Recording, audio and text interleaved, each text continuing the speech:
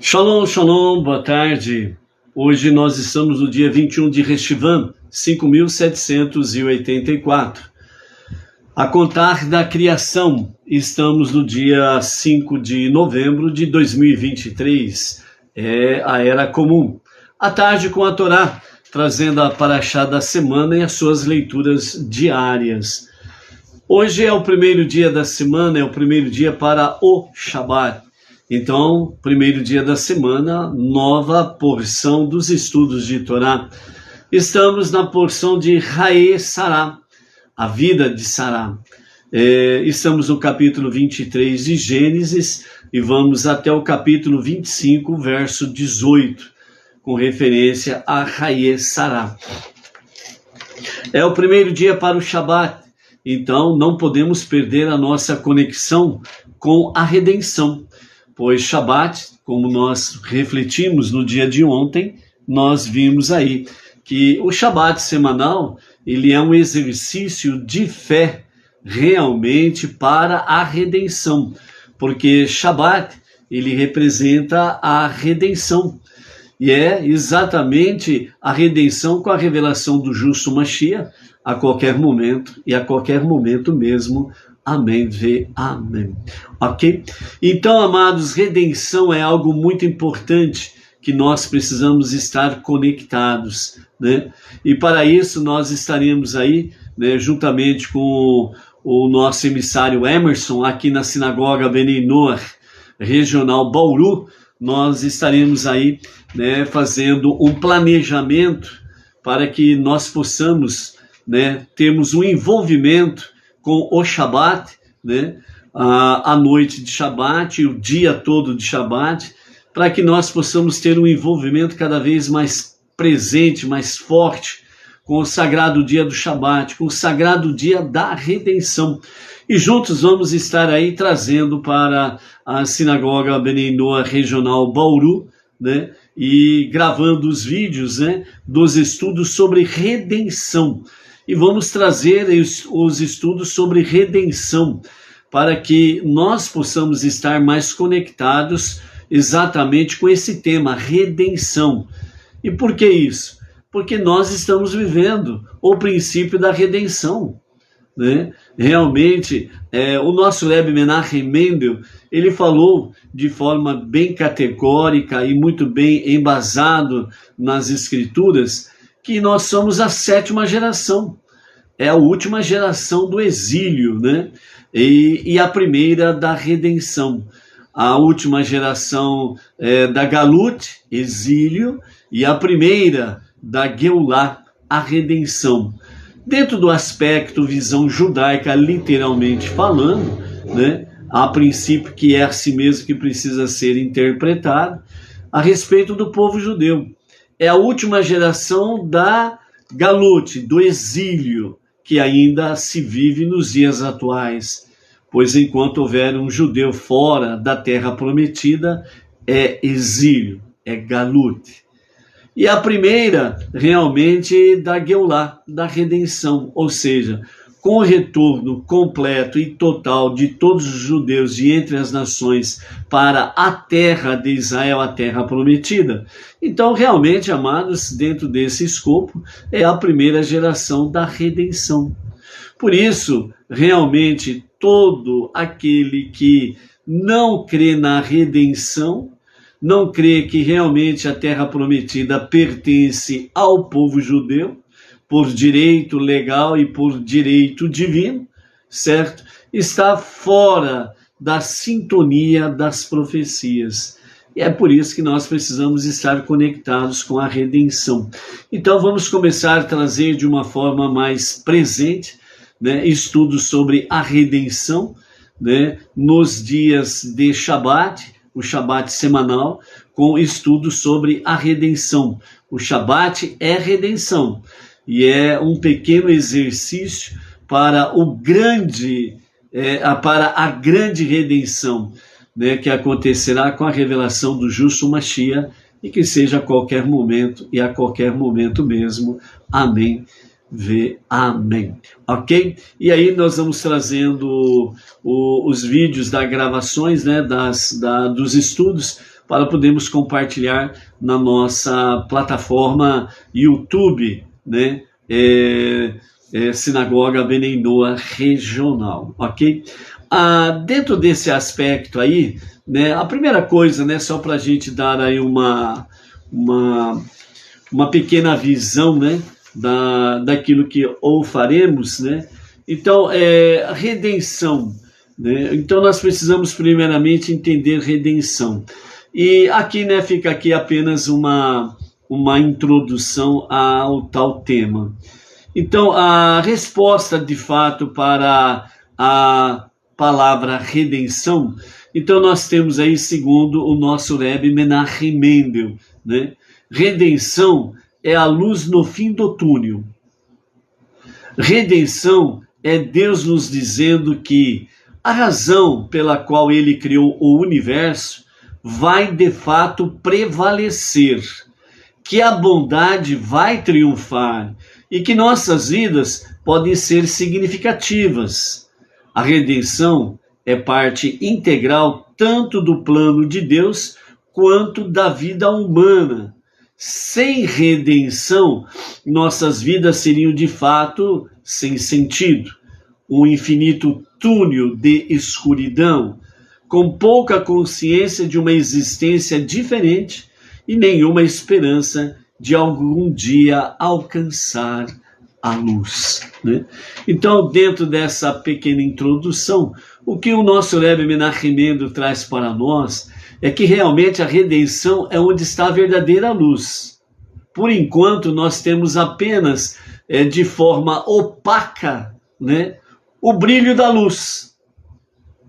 E esse sentido é exatamente para que nós possamos nos despertarmos para buscarmos a verdadeira luz.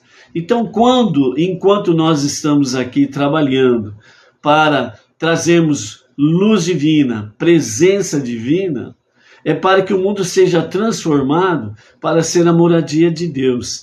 E nos dias de Mashiach, a chamada era messiânica, é exatamente onde a verdadeira luz vai brilhar com toda a sua intensidade. Então aí sim nós vamos contemplar a verdadeira luz da esperança para vivermos os dias de Mashiach, em que serão retificados os 4 reinos: o reino vegetal, o reino mineral, o reino animal e o reino humano. Então nós vamos ver redenção de forma palavra por palavra e vamos ver redenção dentro da sua mensagem cada vez mais forte e mais presente.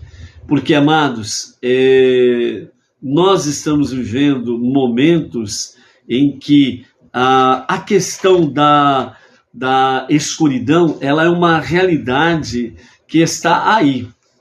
E muitas vezes as pessoas elas são enganadas no sentido de que estão vivendo na luz, mas não estão. O nosso mestre e o nosso Rebbe Menachem Mendel, ele traz uma história muito interessante sobre isso daí, né? Dizendo a respeito de um cidadão já de dias avançados. Ele procurou ir para o porão da casa num dia muito calorento, procurar no porão, né, na parte de baixo, né, da casa, um lugar mais refrescante por causa do intenso calor. Então, quando ele sai, aliás, quando ele vem para o porão e começa a descer as escadas, então ele se confronta com a escuridão que está no porão. Então ele dá uma parada na escada e vê aquela escuridão ali, né, que ele estava na luz do dia e vai entrar na escuridão do porão. Então ele tem um choque de questão de luminosidade. Então de repente ele ouve uma voz de alguém que estava ali no porão. Então esta voz disse para ele assim: é assim mesmo.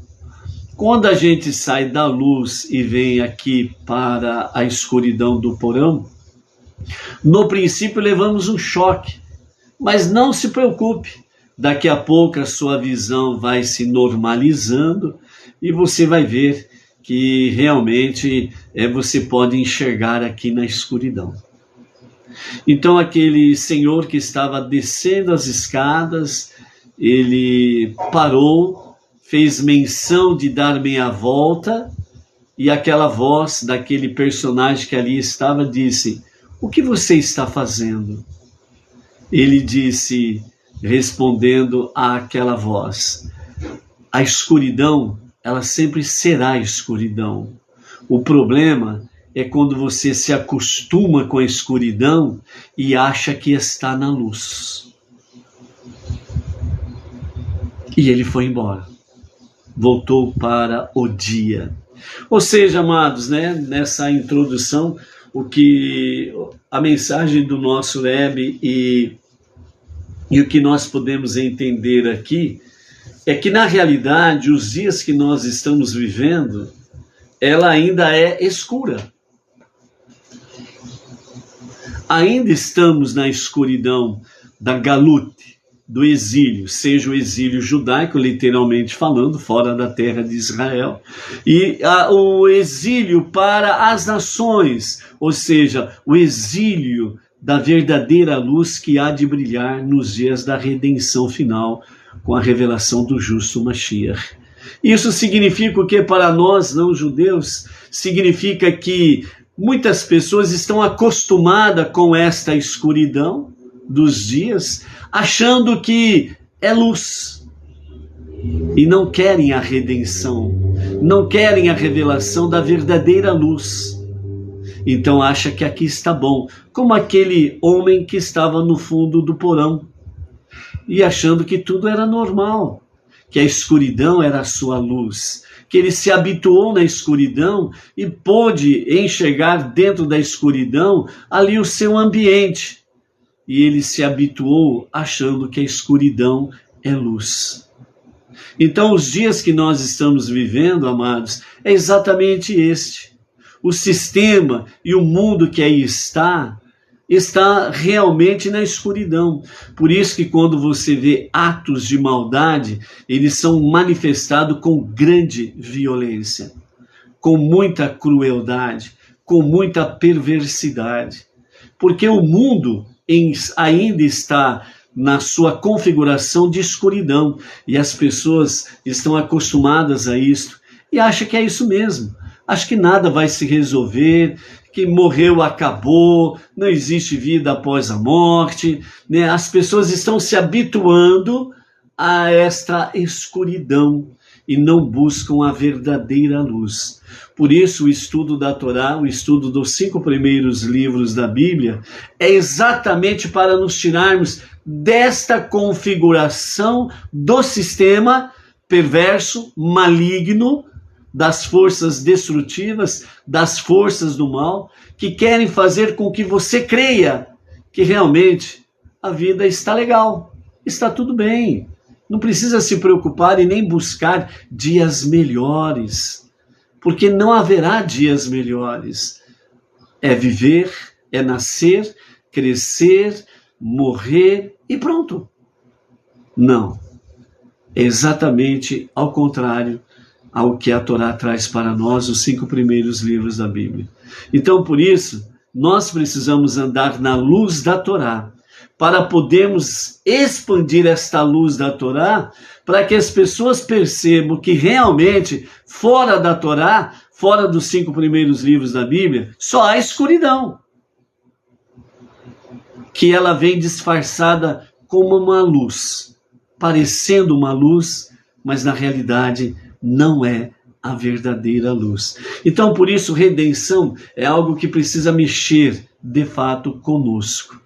E nós estamos vivendo aí, principalmente a partir do dia 7 de outubro de 2023, com aqueles ataques cruéis dos extremistas, terroristas do Hamas, Nós estamos vivendo realmente o start para a redenção final. Mashiach há de se revelar a qualquer momento, e a qualquer momento mesmo amém, vem amém. Então, por isso é importante nós estarmos conectados com a redenção. E é esse desafio que nós nos lançamos, é esse desafio que nós estamos aí, né, para lançar aqui na Sinagoga Benei-Noa Regional Bauru, para termos estudos específicos sobre redenção e conectarmos as pessoas à redenção. Não se acostume com uma certa claridade que parece luz, mas na realidade é uma verdadeira escuridão. A escuridão espiritual, a escuridão de falta de entendimento, sabedoria, compreensão da vontade divina. Trazer a expansão da verdadeira luz através da palavra redenção que as Escrituras traz para nós, para que as pessoas saibam que não podemos nos acostumarmos com a escuridão. Precisamos repelir, rejeitar, mesmo que ela venha disfarçada com uma certa luz, mas a sua luz, ela é opaca, ela é fraca, porque a sua escuridão faz isso. Então, por isso, redenção é libertar-se de toda e qualquer escuridão, para estarmos na verdadeira luz, a luz da Torá, a luz dos estudos da palavra divina, e sermos livres, desde já, para a redenção final, que há de se revelar a qualquer momento, com o justo e verdadeiro Mashiach. Amém. Vê, amém. Ok? Então é isso daí, amados. Vamos para a nossa prece em favor da terra prometida, o povo judeu, Israel, pelas vítimas que estão se recuperando dos ataques cruéis, traiçoeiros, covardes, né, que estão se recuperando dos ferimentos, dos lutos, né, também em favor das pessoas enlutadas, em favor daqueles que estão sequestrados, crianças enjauladas, pessoas de idade, pessoas velhas, né? Soldados que estão também prisioneiros, homens e mulheres que estão ali na faixa de Gaza, nas mãos dos terroristas. Por isso, Israel não vai recuar enquanto não resgatar todos os sequestrados. Aconteça o que acontecer, mas a operação de resgate e anulação dos extremistas terroristas do Hamas será realmente concluída, e isso está acontecendo. Em Israel, há vários e vários containers. Quem assistiu a reportagem da CNN internacional no Brasil, trouxe a reportagem aí. Dezenas de containers com refrigeração, onde ali estão no seu interior centenas de sacos dos corpos e restos mortais das pessoas vítimas dos extremistas terroristas. A equipe ou as equipes responsáveis, né, para as questões legistas, né, não tem um que não chora, não tem um que não lamenta, porque ali estão restos mortais, né, de pessoas que foram dilaceradas, esquartejadas, pessoas que foram realmente através de granadas, né, que foram lançadas dentro das casas, pessoas que foram com as granadas, elas foram destroçadas, partes, né, dos corpos os corpos foram realmente destruídos pelas granadas que foram lançadas dentro das casas.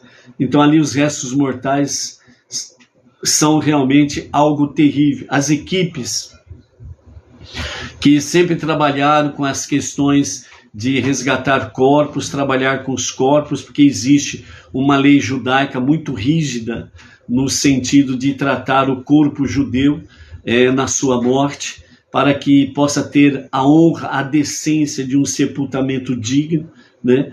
Estão enfrentando algo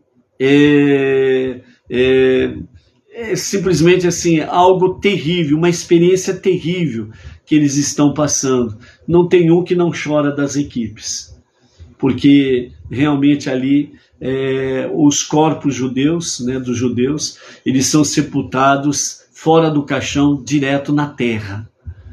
Mas diante das circunstâncias que ali estão, os corpos que estão sendo identificados, ou os restos mortais, as partes destroçadas de corpos que estão sendo identificados, eles estão sendo sepultados dentro de caixões, em respeito a eles mesmos, aos mortos, né?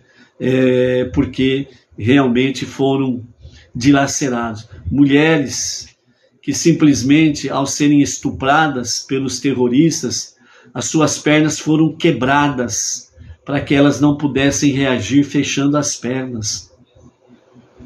Quebraram as pernas das mulheres nas suas juntas, na cabeça do fêmur, para que elas não pudessem ter mobilidade em fechar as pernas. Mulheres grávidas que tiveram suas barrigas abertas, seus fetos tirados da sua barriga, decapitados na frente delas, e depois elas eram mortas. A crueldade com que os extremistas terroristas do Hamas agiram no dia 7 de outubro é algo insuperável, insuportável. Não existe outro remédio para estes, a não ser a eliminação completa mesmo de todas as suas atividades terroristas, econômicas, bélicas e por aí afora vai. A crueldade deles foi tanta que vários grupos terroristas estão abandonando o próprio Hamas. Estão refugando, estão retroagindo no seu princípio de apoio, porque não é um atentado terrorista contra forças de defesa, não é uma ação terrorista porque estão, entre aspas, alegando o seu direito de resistir e lutar contra as forças de defesa de Israel. O que eles fizeram foi aquilo que é de mais cruel, onde o nível de humanidade é zerado devido à sua crueldade e à sua perversidade. É inaceitável isto. E por isso as forças de defesa de Israel estão dando todas as oportunidades para a população civil sair realmente da faixa de Gaza, porque as forças de defesa estão entrando, antes de entrarem, avisaram 10, 15 dias para saírem, a população civil saírem e irem para a região sul da faixa de Gaza, porque as forças de defesa iam entrar na faixa de Gaza. Avisaram e estão avisando. Foram entrando e estão cercando completamente Gaza, onde estão os túneis centrais do grupo terrorista, principalmente debaixo de hospitais e escolas, onde acha-se que os sequestrados devem estar. Então estão entrando numa operação de cerco e localização para resgatar as vítimas de sequestros. E o farão. Não retroagirão. Não há momento agora para trégua. É preciso que estas forças extremistas, terroristas, sejam completamente esmagadas. Porque é imperdoável o que eles fizeram. É imperdoável o que eles fizeram. Não tem um repórter que tenha um pouco de sensibilidade humana que não choram quando dão as notícias acerca disto. As embaixadas israelenses nas nações estão convidando repórteres e autoridades políticas, religiosas, para assistirem o que os terroristas gravaram durante a sua invasão. As imagens coletadas são dos próprios terroristas que trouxeram as suas câmeras para gravar as suas atrocidades. Há um discurso que já foi noticiado em várias imprensas, os terroristas conversando entre si e falando que estavam decapitando bebês, mulheres, velhos, etc. e tal. E então os mandantes, né, falaram para aqueles que estavam lá, para filmarem eles brincando com as cabeças que foram decapitadas. E não tem um que sai chorando, sai em convulsões das filmagens que assistem. Vários profissionais precisaram procurar psicólogos, porque as cenas são terríveis. E por isso, realmente, em respeito aos mortos e em respeito à própria população civil das nações, as forças de defesa de Israel, com o seu primeiro-ministro, decidiram não divulgar publicamente, apenas chamando repórteres e autoridades políticas para verem o que aconteceu e para não se colocarem numa situação contra Israel e as suas ações que estão fazendo. A grande pergunta é, mas está morrendo crianças lá na Palestina. Mas quem está cometendo crime de guerra é o grupo Hamas. São os terroristas que estão usando tais crianças como escudo humano. Não podemos esquecer que, infelizmente, os familiares, os pais dessas crianças tornaram-se militantes do grupo extremista. E eles educam seus filhos desde pequeno a serem extremistas. Os terroristas que entraram no dia 7 de outubro de 2023 em Israel para cometer tudo aquilo, eles eram crianças há 20 anos atrás. Eles eram crianças há 20 anos atrás. Olha o resultado. Essas crianças de hoje, que estão fazendo parte de famílias militantes, serão os futuros terroristas. Então, estas que estão ali sendo usadas, estão fazendo parte de famílias que estão fazendo parte do grupo terrorista. Estão treinando as suas crianças desde já, infelizmente, a isto. Então, o aviso foi dado. Lamentamos as mortes? Lógico que lamentamos. Lamentamos as mortes das crianças? Claro que lamentamos. Mas, infelizmente, a culpa não é de Israel. A culpa são dos seus pais e do próprio grupo que usa como escudo humano, treinando desde já a serem terroristas. E daqui 10, 20 anos, se assim continuarem, serão os mesmos que entraram no dia 7 de outubro e farão uma nova incursão, talvez mais bárbara do que essa. Deus não o permita e Deus não permitirá realmente. Então, por isso, amados, né, cuidado com os sentimentos que não vêm acompanhado de sabedoria e discernimento, que você pode chegar a uma conclusão errada. Por isso, nós precisamos ser racionais, analisarmos os fatos, as realidades. Aqueles que não são militantes estão saindo, estão indo embora. Graças a Deus por isso, ok? Então essa questão aí, para você estar a par dos acontecimentos. A nossa prece hoje é no Salmo de número 10, em favor do nosso povo judeu, do nosso irmão judeu, em favor da terra de Israel e daqueles que estão ainda sequestrados. Esse Salmo 10, ele realmente é um salmo para fazer como prece para quem esteja ameaçado por um inimigo perverso. O inimigo perverso, Hamas, os extremistas, e por isso é a prece em favor do povo judeu da terra prometida. O Salmo 10 diz assim: Por que te mantens distante, ó Eterno? Por que te ocultas em tempos tormentosos como estes? O perverso, em sua maldade, persegue os pobres e em suas armadilhas o aprisiona. O cobiçoso se vangloria de sua incontida ambição, e o iníquo ousa blasfemar contra o Eterno.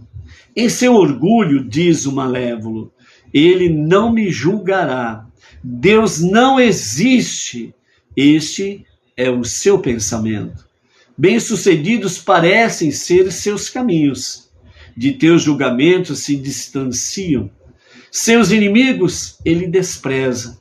Ele pensa em seu coração: nada me fará tropeçar. Em nenhuma geração enfrentarei a adversidade. Sua boca está repleta de promessas, fraudes e malícia. E sob sua língua há discórdia e iniquidade. Junto às aldeias se põe à espreita e ocultamente mata o inocente. Seus olhos espionam o oprimido. Como um leão em sua cova, atocai ao pobre para as suas redes o capturar. Abaixa-se, rasteja, e sob seu poder caem os indefesos. Diz seu coração: Deus esqueceu. Ele escondeu sua face e nada pode ver. Ergue-te, ó Eterno, estende tua mão e não esqueças os desamparados, ó Deus. Porque o perverso te insulta e diz em seu coração: não há de punir, mas tu vês. Observas a labuta fatigante e a amargura desesperançada e estendes tua mão confortadora. Em ti se apoia o oprimido e ao órfão trazes auxílio. Esmaga o braço do perverso e questiona a maldade do pecador, para que desapareça. O Eterno reina e reinará para todo sempre, enquanto exterminados foram os povos que contra ele se rebelaram. Dá ouvido ao clamor dos oprimidos, ó Eterno. Dá firmeza a seu coração e ouve-os, para que vingados sejam o órfão e o desamparado, para que não mais possam os homens da terra se tornar tiranos. Essa é a prece para hoje, Salmo 10. Ok? Para que os homens não se tornem mais tiranos, né? Baruch Hashem, por isso que nós precisamos, amados, continuarmos a disseminar na face da terra o antídoto do ódio, o amor, o antídoto da maldade, a bondade, o antídoto da escuridão, das trevas, a luz. E é por isso que os nossos mestres têm realmente falado, principalmente a partir do dia 7 de outubro de 2023. Vamos redobrar nossas preces, vamos redobrar a nossa observância à vontade divina, aos mandamentos divinos, vamos redobrar as nossas preces diárias, o nosso serviço diário, vamos redobrar nossas recitação de salmos em favor realmente de toda a humanidade, em especial do povo judeu, dos Benei Noach. Vamos redobrar a nossa tzedakah. São nessas formas que nós vamos realmente, como antídotos, nós vamos realmente anulando a escuridão, as trevas e as suas forças. Por isso, né, amados, nós precisamos estar aí com realmente esta ousadia.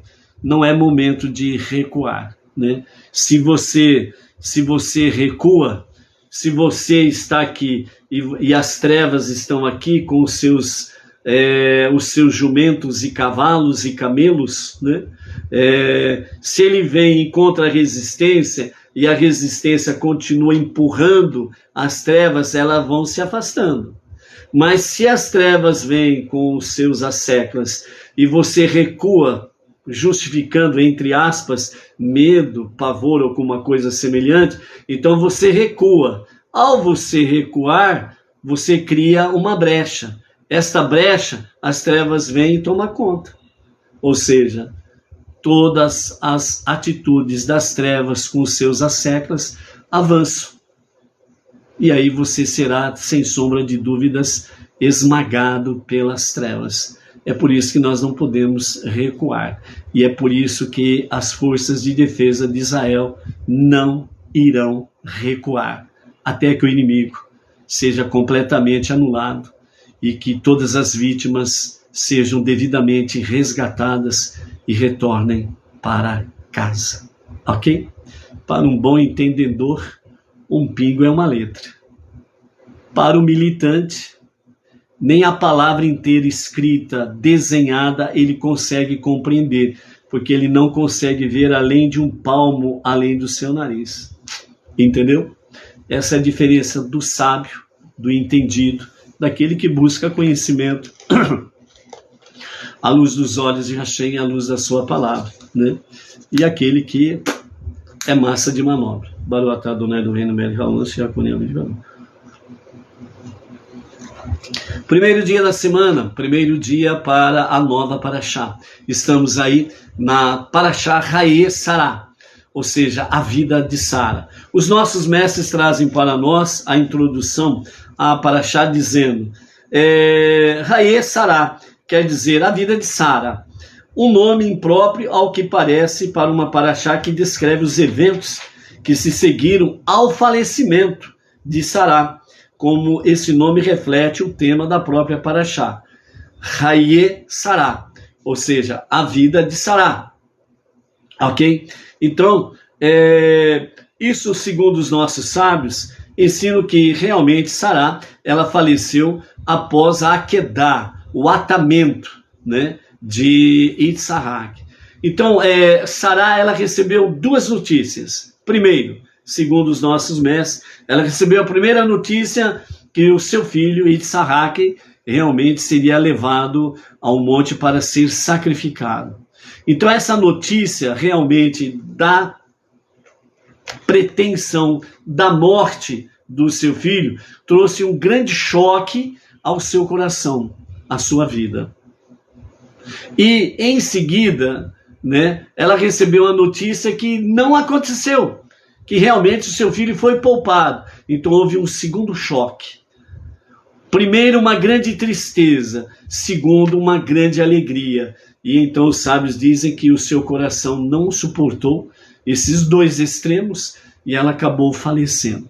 Uma forma singular de falar, de forma resumida, falar sobre a morte de Sará. Ok? Dentro da primeira notícia em que Sará recebe sobre que o seu marido estava levando o seu filho para um monte para ser sacrificado, né? Foi um grande choque. Mas, ao mesmo tempo, ela simplesmente se colocou numa posição de o meu marido sabe o que está fazendo, porque ele só faz aquilo que é da vontade de Deus. Então, eu me submeto àquilo que o meu marido está fazendo. Mas o seu coração já estava estraçalhado, por assim dizer, e para você entender.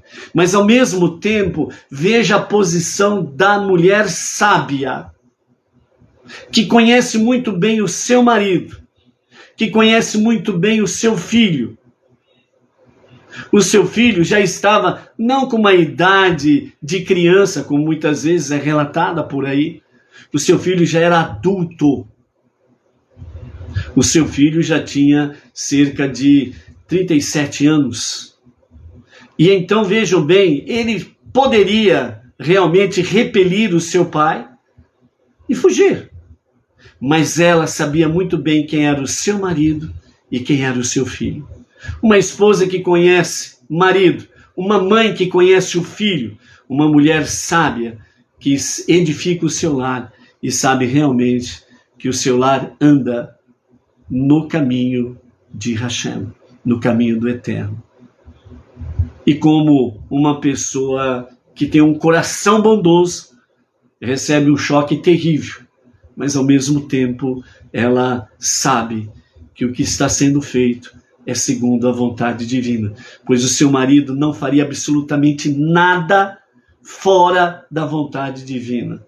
E ela sabia muito bem quem era o seu filho, como ele foi educado, como que ele cresceu nos caminhos do Eterno, e ela sabia muito bem que o seu filho não fugiria à responsabilidade, que ele se submeteria à vontade do seu pai e à vontade de Deus.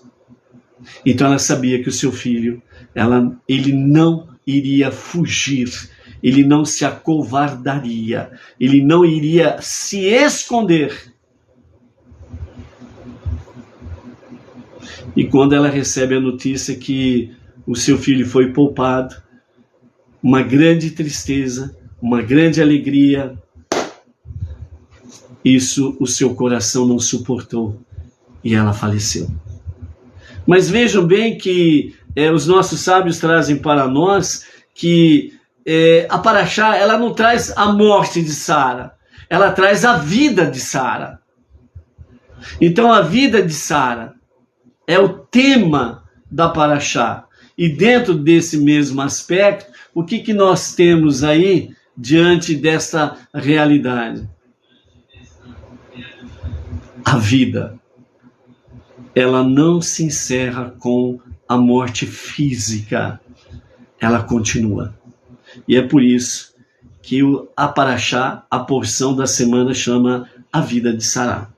Ainda os nossos mestres dizem, esse ponto reflete a diferença de propósitos entre Abraham e Sara.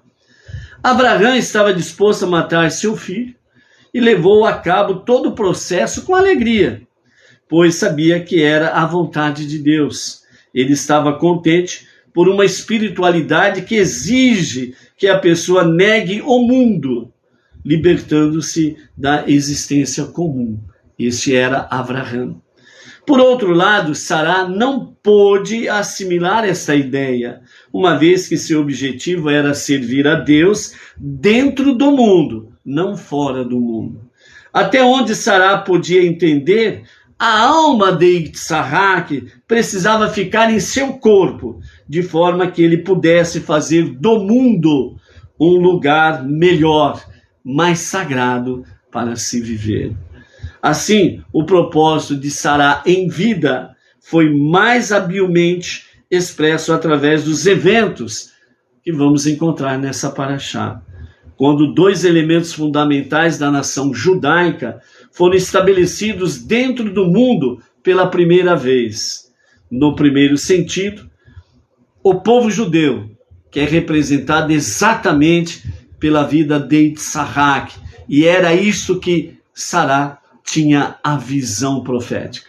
A primeira pessoa a nascer como judeu, Yitzhak, casou-se com Rivka, que tinha padrões éticos e espirituais tão elevados quanto Yitzhak. Uma mulher apropriada para substituir Sara como uma mãe em Israel. O segundo sentido é a terra judaica. Em nossa Paraxá, lemos como Abraham comprou o primeiro pedaço de terra na terra de Israel, a gruta de Marpelá, que nós vamos ver durante a semana, mais precisamente amanhã, que hoje está de forma aberta em conteste sob liderança judaica, ali em Israel. Esta foi a primeira expressão do mundo do direito à terra de Israel. Então nós temos esses dois aspectos aqui. Assim, embora a nossa Paraxá descreva eventos ocorridos depois do falecimento de Sara, ela é chamada, não obstante, de a vida de Sara, Haye Sara, que nela aprendemos como verdadeiro propósito de Sara em vida começou a ser cumprido. O início da nação judaica e sua terra aqui, no mundo físico. Assim iniciou-se o povo judeu e a terra prometida sendo confirmada momento a momento a Abraham e a sua descendência.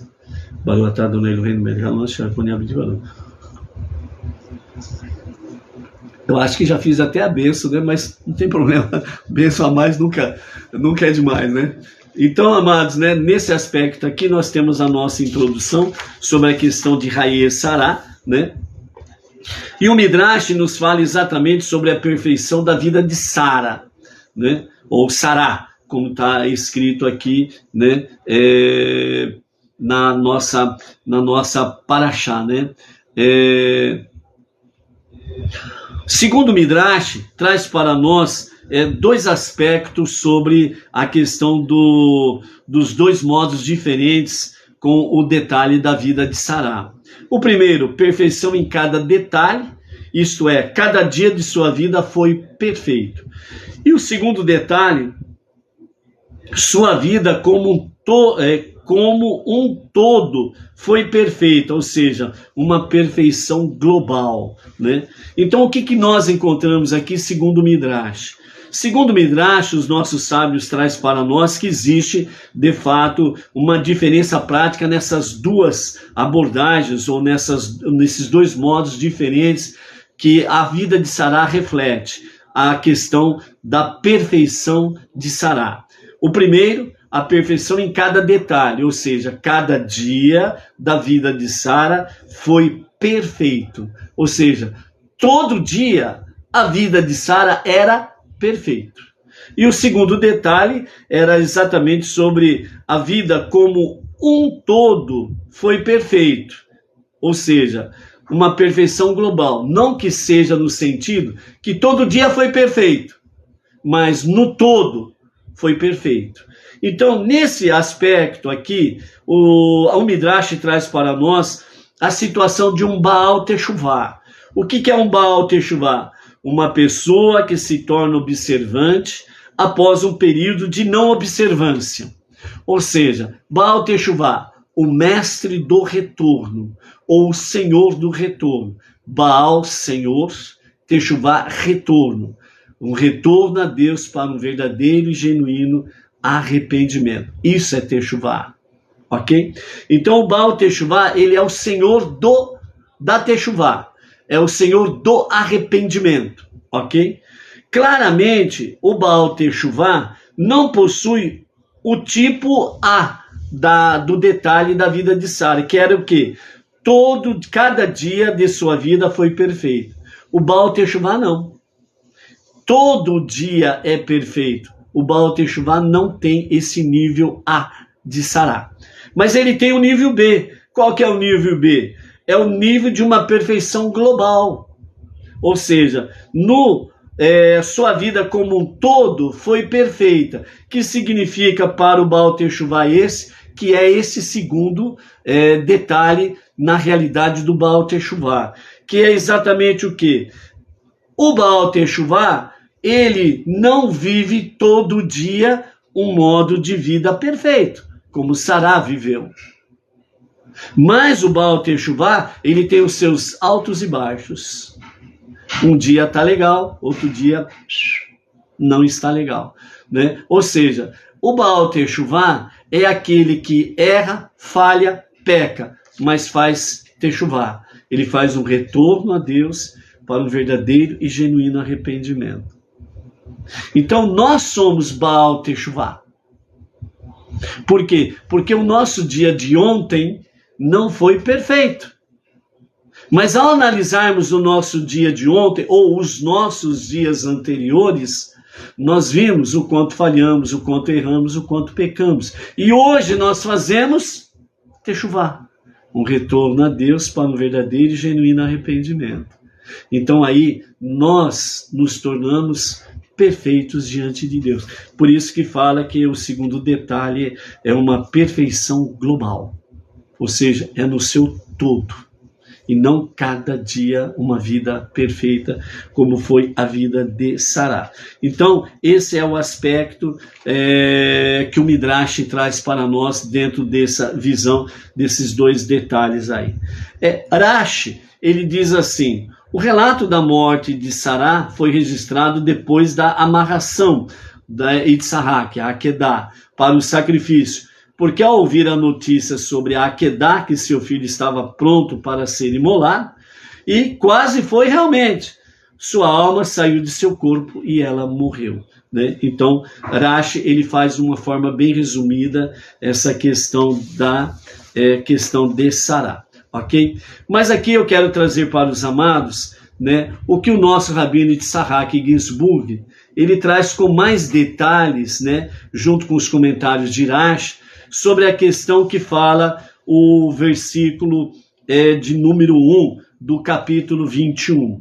Então, literalmente, lendo a tradução do capítulo 1, do capítulo 23, verso 1, diz assim: Sara viveu 100 anos, 20 anos e 7 anos. Nas traduções, normalmente, vem de forma resumida. Sara viveu 127 anos. Mas no original, né, nós temos Sara viveu 100 anos, 20 anos e 7 anos. Os anos de vida de Sara foram todos igualmente bons.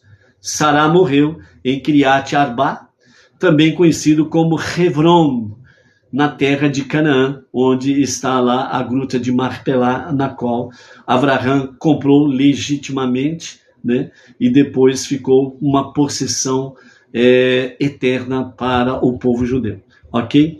Então Abraão veio de Beersheba, imediatamente após a Akedah, cujo choque causou a morte de Sará, para elogiar Sará e chorar por ela. Então, nós vamos ver aqui, na visão da Kabbalah, com o nosso rabino Yitzhak Ginsburg, realmente esse detalhe de que Sara viveu 100 anos, 20 anos e 7 anos.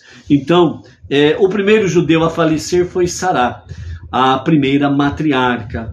A Torá explicitamente enumera os anos de sua vida: 100 anos, 20 anos e 7 anos.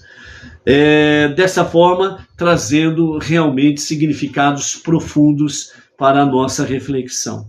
Então, dessa forma, o significado oculto da vida abrangente e mais que perfeita de Sara e a mensagem que seus anos nos transmitem.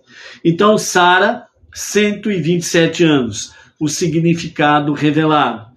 Sara, a primeira matriarca, viveu 127 anos. A Torá escreve seu tempo de vida como 100 anos, 20 anos e 7 anos. Essa particularidade de divisão realmente traz para nós mensagens por trás desses anos. Rashi, o mais destacado comentarista bíblico clássico, cita a explicação dos sábios dizendo: na idade de 100 anos, Sara ainda tinha alma tão pura quanto alguém com 20 anos. E na idade de 20 anos, Sara era tão bela como uma criança de 7 anos. Por isso, a Torá traz: Sara viveu 100 anos, 20 anos, 7 anos.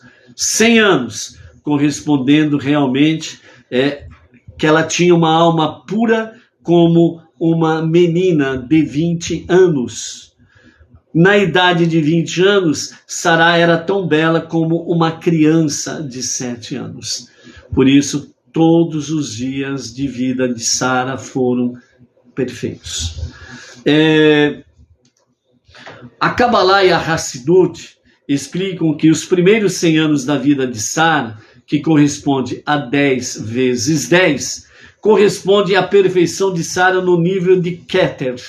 Dentro da Sefirot, Keter é o primeiro que está acima de todas as Sefirot, todas as emanações. E Keter é coroa, ou seja, é o modo perfeito. Então, Sara, né, com 100 anos de vida, 10 vezes 10, correspondem à perfeição de Sara ao nível de Keter, o nível superconsciente da alma. A Sara estava num nível espiritual muitíssimo elevado. Por isso que ela teve uma visão profética de Yitzhak que o próprio Abraão não teve, porque ele estava muito conectado com Ismael. Ou seja, a alma animal, a alma muito ligada às coisas pertinentes ao mundo secular, né?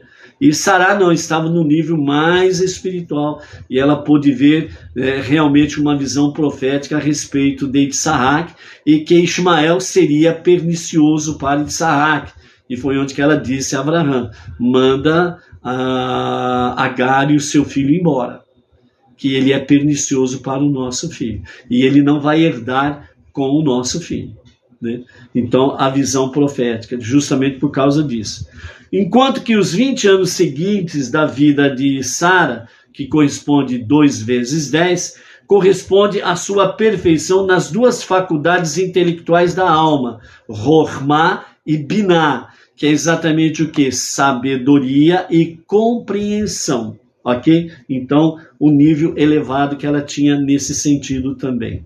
Isso indica que Sara, a primeira mulher judia, era perfeita em sua mente. Como diz Provérbios capítulo 19, verso 14. Se um homem é digno, sua esposa é uma mulher verdadeiramente e completamente inteligente. Olha só o que Provérbios fala. Se um homem é digno, é por causa da sua esposa, que é uma mulher verdadeiramente e completamente inteligente. Está entendendo porque diz o próprio Provérbios que uma mulher sábia edifica o seu lar? Porque a mulher, ela é verdadeiramente e completamente inteligente, se o homem é digno. Mas a louca destrói o seu lar. Aí o homem perde a dignidade, perde o freio, perde a linha, carretel e vira uma bagunça. Entendeu? Então, realmente, como diz outra palavra dos sábios, dizendo que um homem só adquire riquezas graças à sua esposa. Porque ela, estando em Rohma e Biná, sabedoria e compreensão, dentro da espiritualidade, Deus dá prosperidade para o marido. Então vejam bem o papel importantíssimo da mulher. Por isso vimos na paraxá da semana passada, quanto a essa questão da visão profética de Sara, né, sobre a questão de mandar Ismael e a sua mãe embora, é chamado de o poder feminino para os últimos dias. Esses últimos dias é para a mulher sábia. É para a mulher verdadeiramente, completamente inteligente. Não é que ela vai pisar na cabeça do homem, do marido e companhia limitada. Ela vai ser realmente aquilo que no princípio Deus fez. Quando ele olhou para o homem e viu que não era bom o homem estar só. O homem só é que nem barata tonta. Então por isso ele fez uma companheira, uma adjutora. Ele separou, né, a mulher para o homem. Então, é aquilo que vem no princípio, a mulher realmente fazer com que o seu marido, seus filhos, o seu lar estejam com grande dignidade diante dos homens, diante de Deus, né? Então, por isso, dentro da vida judaica, da família judaica, a mulher ela é sempre tida como a luz do lar, entendeu? A luz do lar. Certo? Então, repetindo, já falamos algumas vezes, é aquela questão do rabino, quando desceu lá no aeroporto de Nova York, ele foi para o táxi, deu o endereço para onde deveria ir, e o taxista perguntou, é aqui a casa do senhor? Ele falou, não, eu não tenho casa. E aí o taxista chegou no endereço e ele viu que era uma casa. E aí então o taxista falou para o rabino, falou, como que o rabino não pode mentir? Onde já se viu o senhor falando que não tem casa, não tem onde morar? A casa do senhor aí, o senhor mora aí. Ele falou assim, eu perdi a minha esposa há 1 ano. Eu perdi minha casa. Ele estava dizendo, ele perdeu a referência, ou seja, ele perdeu a sua esposa, a luz da sua casa, a luz dentro da família. Então a esposa é tudo para o homem. Uma esposa que é verdadeiramente e completamente inteligente, no temor a Deus, no louvor e adoração a Deus, ela é tudo para uma família. Esta é a realidade. Fora disso, é apenas uma mulher que está por aí. Ok? Quanto à questão dos 7 anos da vida de Sara, corresponde à sua perfeição no nível da dimensão oculta dos 7 atributos emocionais do coração. Os 7 atributos emocionais do coração são amor, temor, compaixão, confiança, sinceridade, honestidade, e humildade. Esta é a mulher verdadeiramente e completamente inteligente. Porque os 7 atributos emocionais do coração, amor, temor, compaixão, confiança, sinceridade, honestidade e humildade, é uma realidade na sua vida e no seu dia a dia, ok? Os níveis de interinclusão na alma, segundo a Kabbalah, aprendemos que cada nível ascendente da alma tem um nível maior de interinclusão. A luminosidade da alma brilha a cada estágio de interinclusão. Como resultado, os níveis mais altos da alma brilham com muito mais intensidade que os níveis anteriores.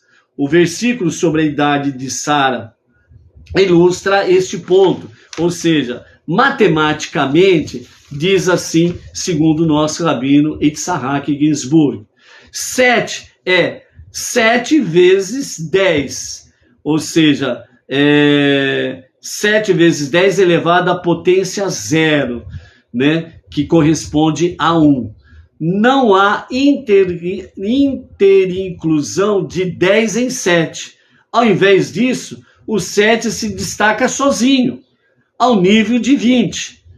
As duas faculdades mentais da alma, a interinclusão já existe.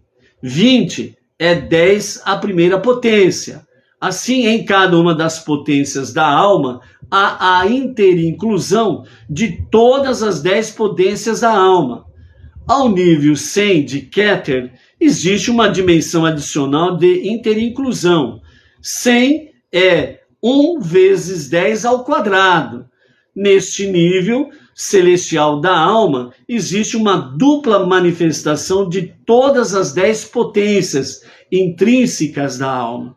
Assim, há uma dimensão adicional de luz na coroa superconsciente em relação às faculdades da mente, e 10 vezes mais luz nas faculdades da mente do que nas emoções do coração.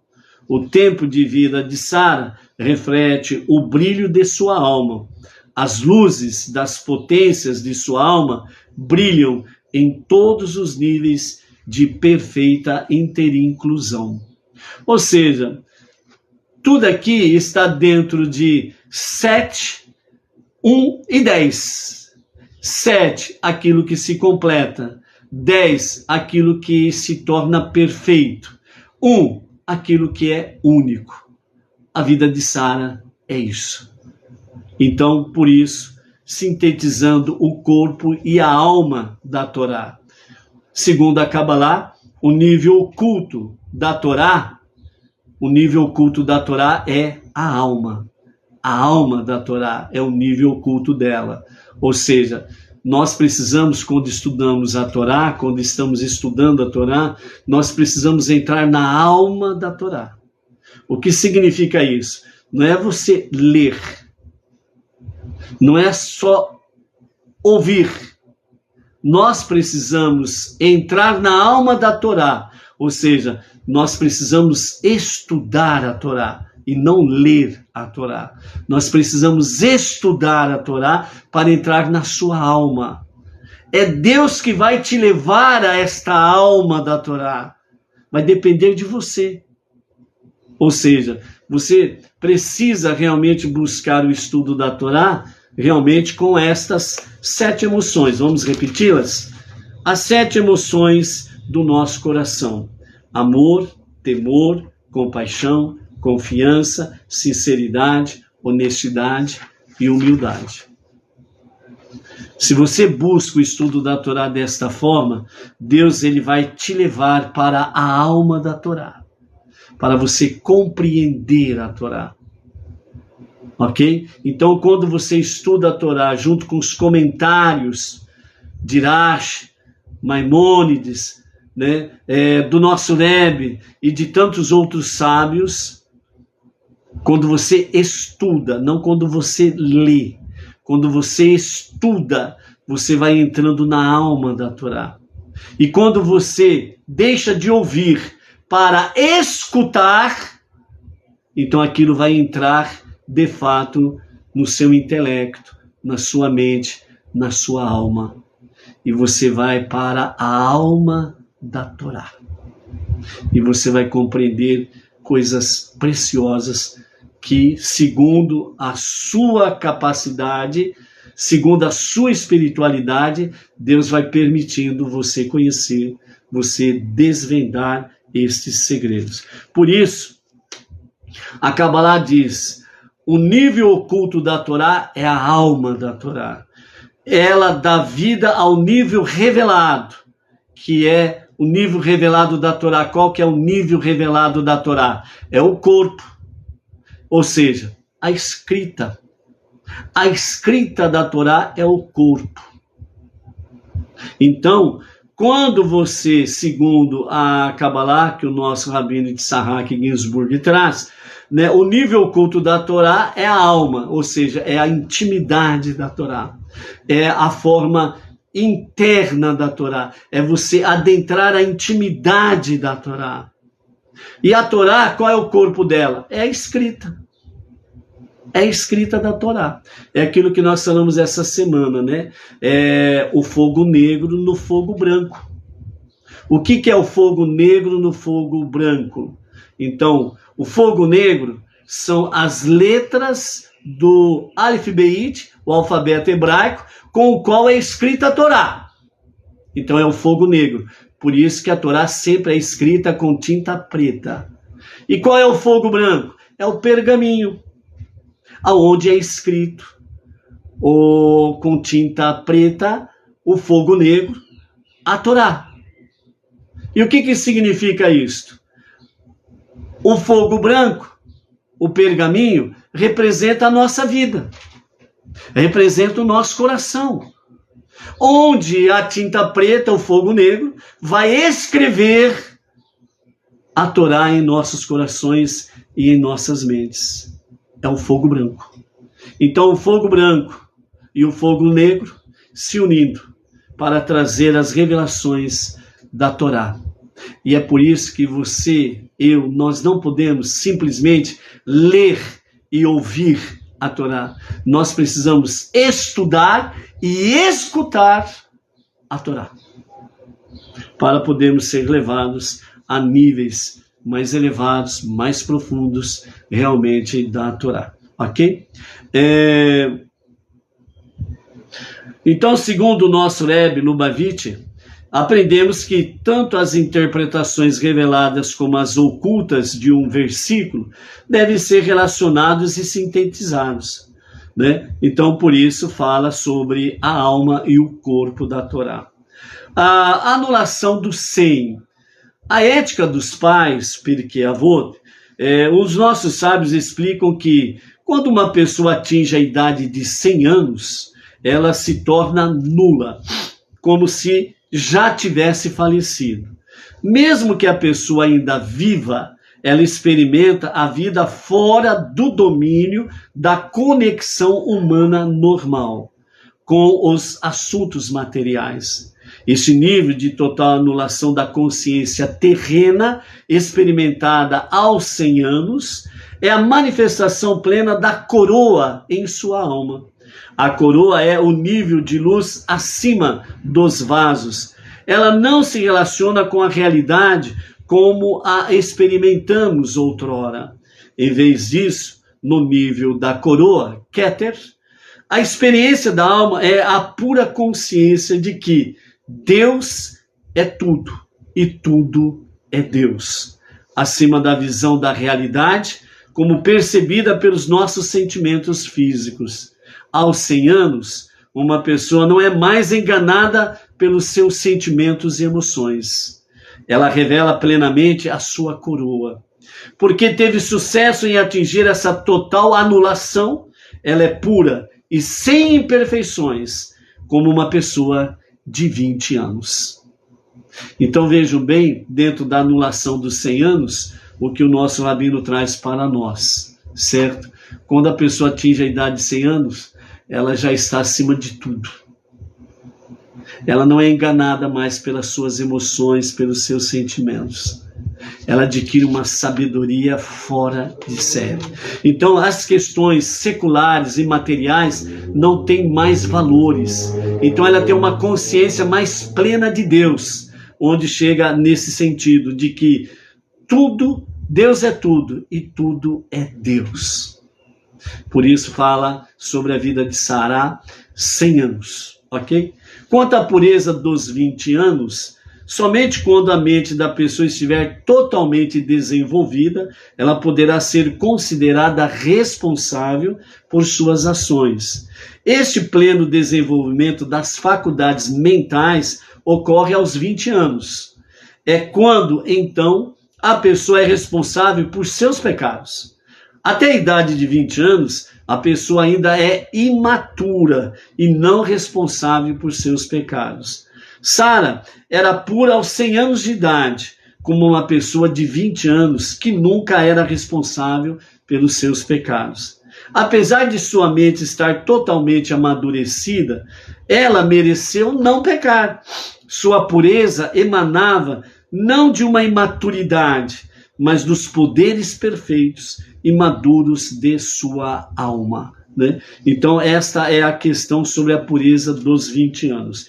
E a beleza dos 7 anos, segundo o nosso mestre, Tiferet, que é uma das emanações da Sefirot e que representa a beleza, é a mais central de todas as 7 emoções da alma, a fonte do charme e graça de uma menina de 7 anos. É a compaixão natural em sua alma por todas as coisas vivas. Aos 20 anos, Sara era tão perfeitamente bela em todas as emoções de sua alma, como uma criança de 7 anos.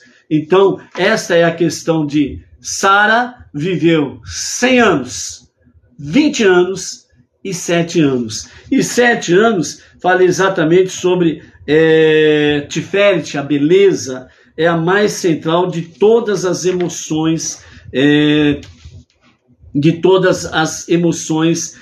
da Sefirot, das emanações, né?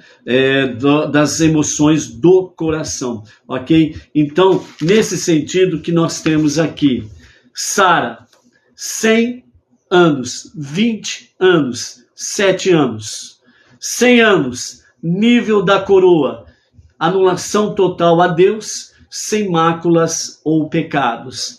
20 anos, uma alma pura, faculdades mentais de sabedoria e compreensão. Pureza de uma pessoa de 20 anos que ainda não é considerada responsável pelos seus pecados, devido às suas faculdades mentais ainda imaturas. 7, beleza.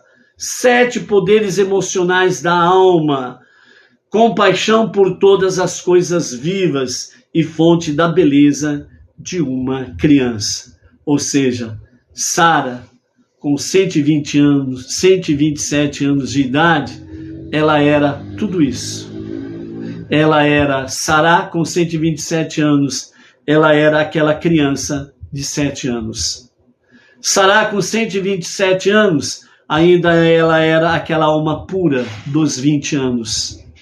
Sara, com 127 anos, ela era aquela de 100 anos, no nível de coroa, no nível em que tudo é Deus, Deus é tudo.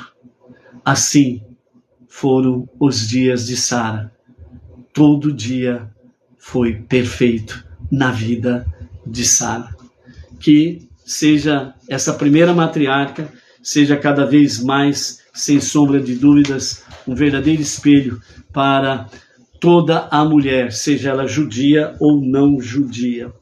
Que seja de fato, sem sombra de dúvidas, um espelho, né, para todos, para todas as mulheres, e que todo homem inteligente realmente possa deslumbrar a sua esposa, uma mulher verdadeiramente, completamente inteligente, à luz dos olhos de Hashem e à luz da sua Torá. Por isso, realmente, o nosso Rebbe Menachem Mendel, com essas explicações, juntamente com o Rabino Yitzhak Ginsburg, traz exatamente que Sará, ela traz aí o destino da alma judaica, o destino do povo judeu.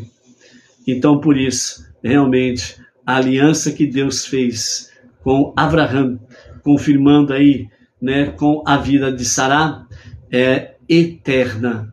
E ninguém poderá violar, quebrar o pacto de Deus com Abraão, revelado de forma singela, sublime, perfeita e com grande santidade na vida de Sara e através da vida de Sara. Que assim o seja para todo o sempre. Amém, vem amém. Por isso, o povo de Israel, o povo judeu, é e será sempre vencedor. E se nós queremos ser vencedores, precisamos só andar ombro a ombro com o Filho primogênito de Deus, o nosso irmão mais velho, o povo judeu. E Mashiach há de se revelar a qualquer momento, e a qualquer momento mesmo. Amém, vê, amém. Foi bom estarmos juntos nessa primeira aliá, na primeira leitura da nossa nova porção da semana. Foi bom estarmos juntos nesse primeiro dia e que juntos possamos estar até o 7º dia para chegarmos no sagrado dia do Shabat, ok? Peço aos amados preces em favor do nosso plantão desta noite. Shalom, shalom, amados. Até amanhã.